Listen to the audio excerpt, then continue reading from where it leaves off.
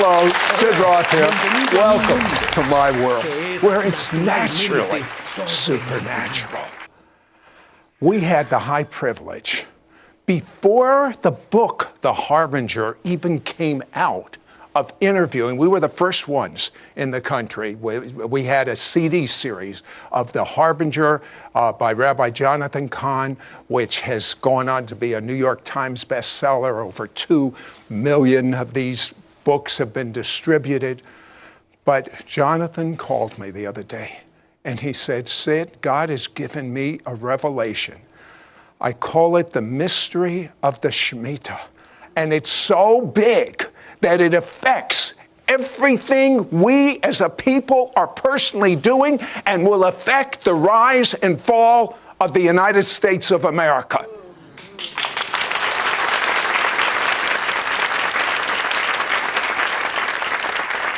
You know, the best-selling book, The Harbinger, which means the warning of judgments, they're reappearing again. There's 9 of them.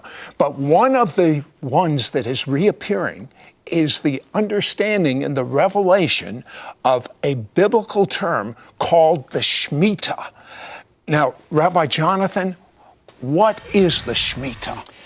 The Shemitah is an ancient mystery, goes back over 3,000 years to Moses, Mount Sinai, yet it is affecting everything from 9/11 to the rise and fall of the economy, to the crashing of the stock market, to the rise and fall of nations, everything from World War I, World War II, what is happening right now, and what will happen. It is the most precise, mind-boggling, biblical mystery, and it's coming true now. Now, when you talked about it in your book, The Harbinger, did you have any idea that this would so affect us today in our everyday life? I mean, and how big it is? I knew it was happening. I mean, at least in a certain period, but I had no idea that it didn't just happen then. It's been affecting us, every single one who's watching right now. It's affecting every life since the day we were born and the future. I had no idea until very recently how big it was. It's really mind-blowing. Okay, let's just start with basics. Yeah. What does the Shemitah mean? What does the word mean?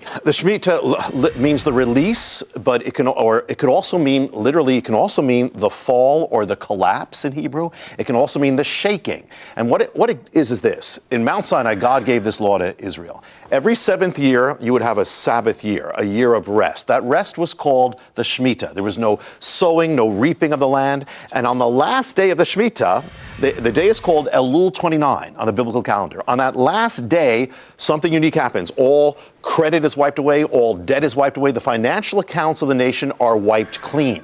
Now, this was to be a blessing. But when Israel turned against God, the Shemitah comes back as a sign of judgment on a nation that is driving God out of its life. So this is where it affects us, particularly today. So the thing is that the Shemitah affects, as you can see, the economy right away. Today it would be a recession or a depression. I mean, and the Wall Street, it literally is the collapse of our financial realm. So what we're going to see is we're going to have a collapse that's not a blessing. We're going to have the judgment type of collapse. We have already seen it happen, and it's actually getting more specific. The last 2 Shemitahs have been so exact, so precise since 9/11, and we're coming up to another one as well. So what we're going to see, and this is what blew me away, is it has been affecting everything in our lives from really.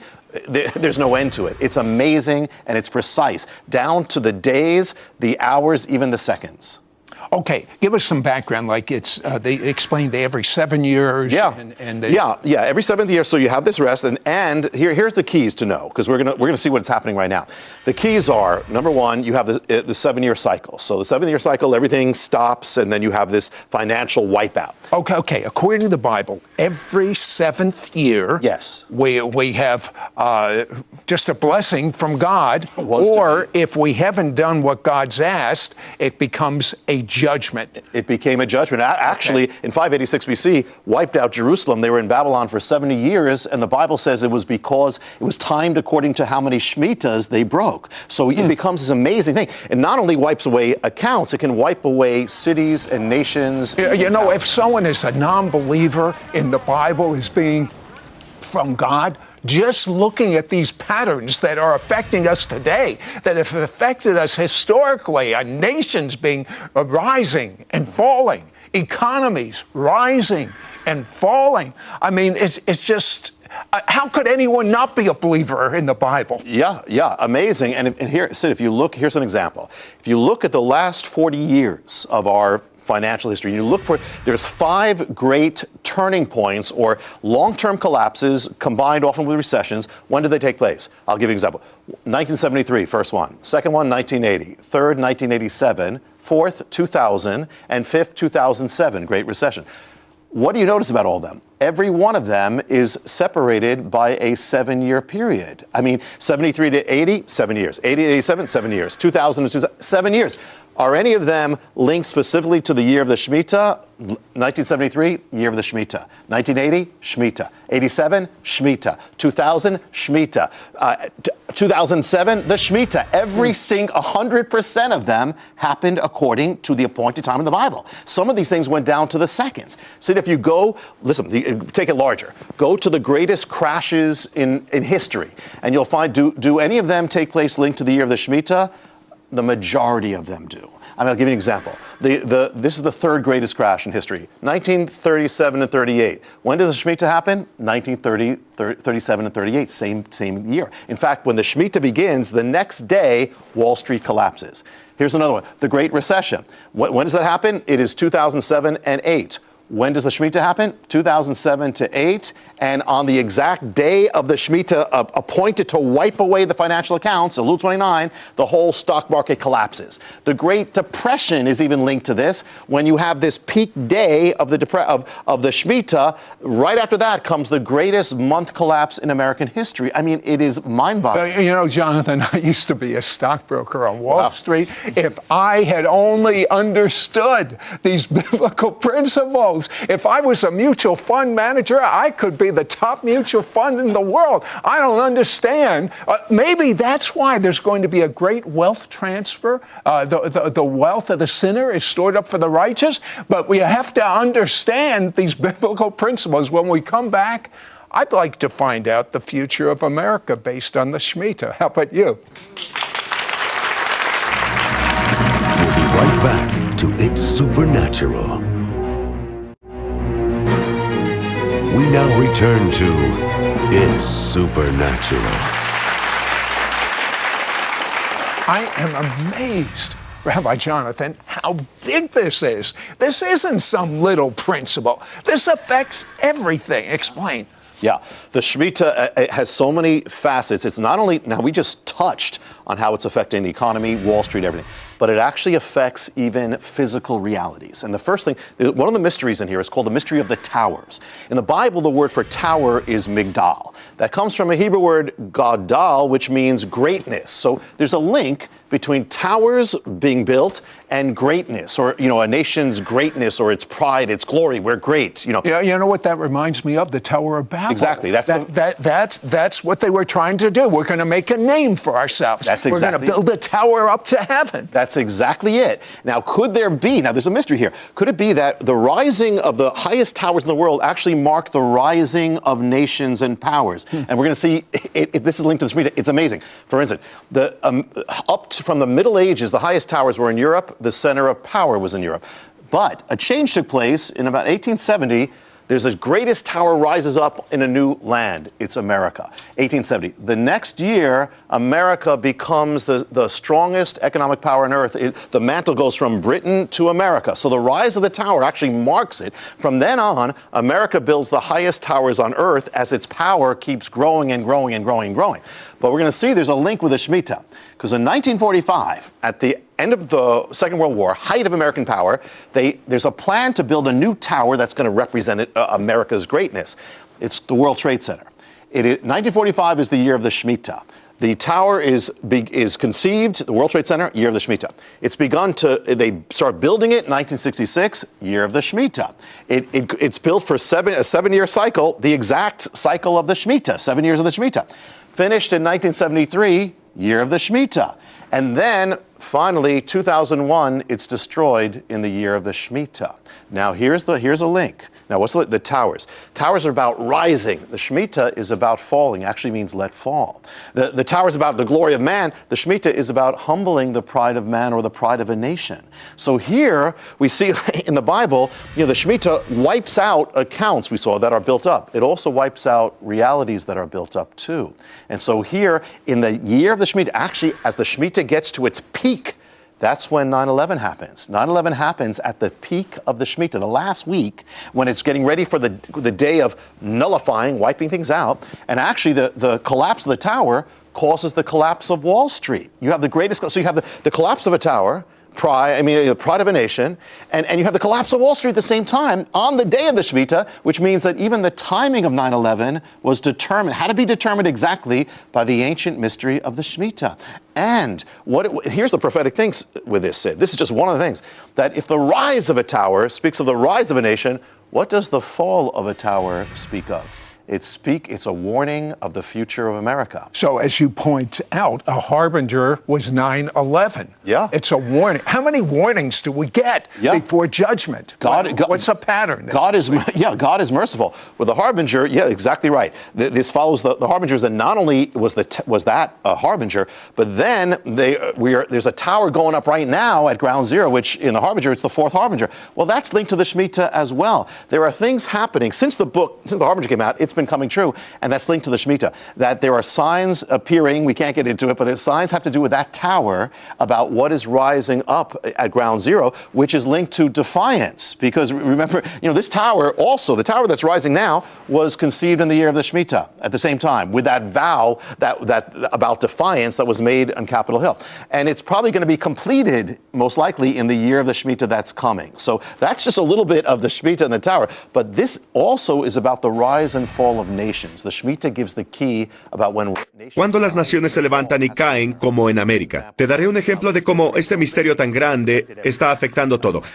Shemitah, de hecho, puede tomarse, como dije, sacudida, caída o colapso.